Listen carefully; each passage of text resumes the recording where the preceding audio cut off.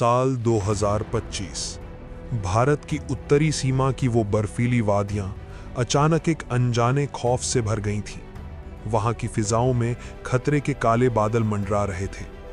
घनी धुंध, जमा देने वाली ठंड और उन ऊंची बर्फीली चोटियों के बीच दुश्मन की हलचल अब साफ नजर आने लगी थी।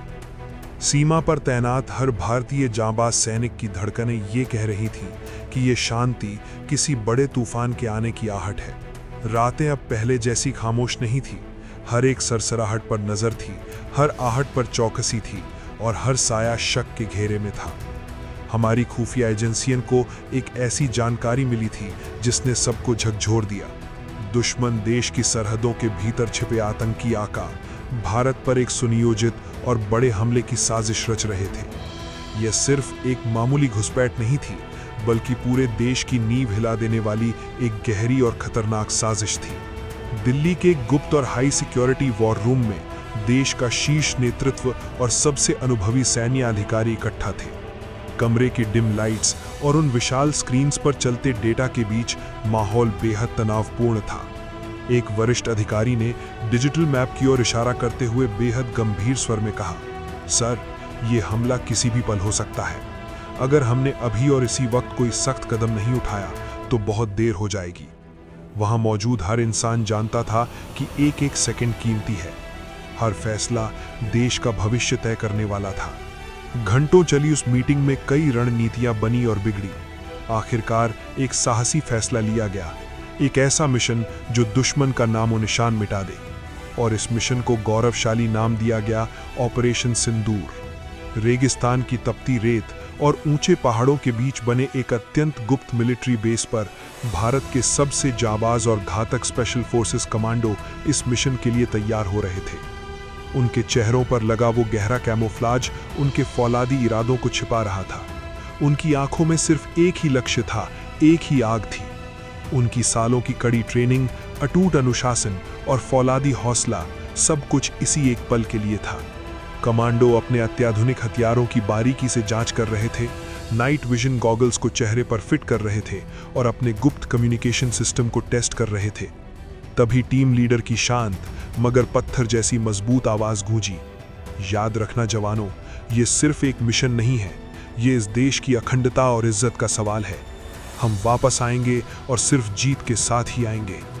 हर सैनिक के दिल में ना कोई डर था, ना कोई संशय, बस एक ही मंत्र था, देश सबसे पहले।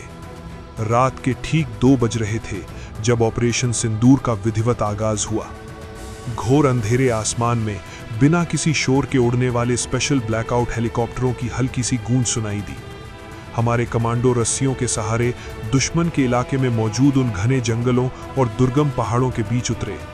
वे बिना कोई आहट किए बिल्कुल एक अदृश्य साए की तरह दुश्मन की मांद में आगे बढ़ रहे थे। पैर के नीचे की जमीन ठंडी थी, हवा में मौत का सन्नाटा था, लेकिन उनके सीने में जल रही देशभक्ति की आग उन्हें रुकने नहीं दे रही थी। अचानक टीम लीडर की दबी हुई आवाज आई, target ahead, everyone take position.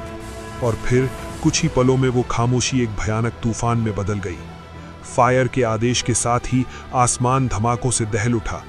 गोलियों की तड़तड़ाहट ने दुश्मन के खेमे में तबाही मचा दी। उन्हें संभलने का एक मौका तक नहीं मिला। हमारे कमांडो बिजली की रफ्तार से आगे बढ़े और एक एक करके आतंकी ठिकानों को मलबे के ढेर में बदलने लगे। भीषण जंग के कुछ ही मिनटों बाद वो दुश्मन के ठिकाने अब सिर्फ जलते हुए खंडहर थे। रेडियो पर एक मैसेज गूंजा, मिशन अकम्प्लिश्ड, सभी यूनिट्स वापस लौटे। मिशन पूरी तरह सफल रहा था, लेकिन ये जीत बलिदान मांगती है।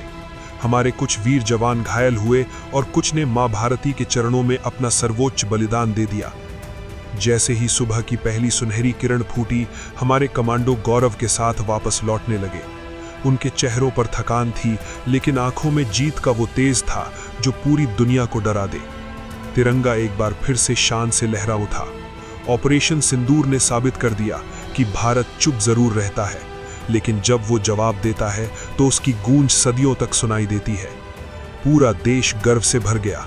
हर दिशा में भारत माता की जय के नारे गूंजने लगे। ये कहानी थी अदम्य साहस की, सर्वोच्च बलिदान की और भारत की उस असली ताकत की जिसे कोई चुनौती नहीं दे सकता। भारत कभी झुकेगा नहीं। जय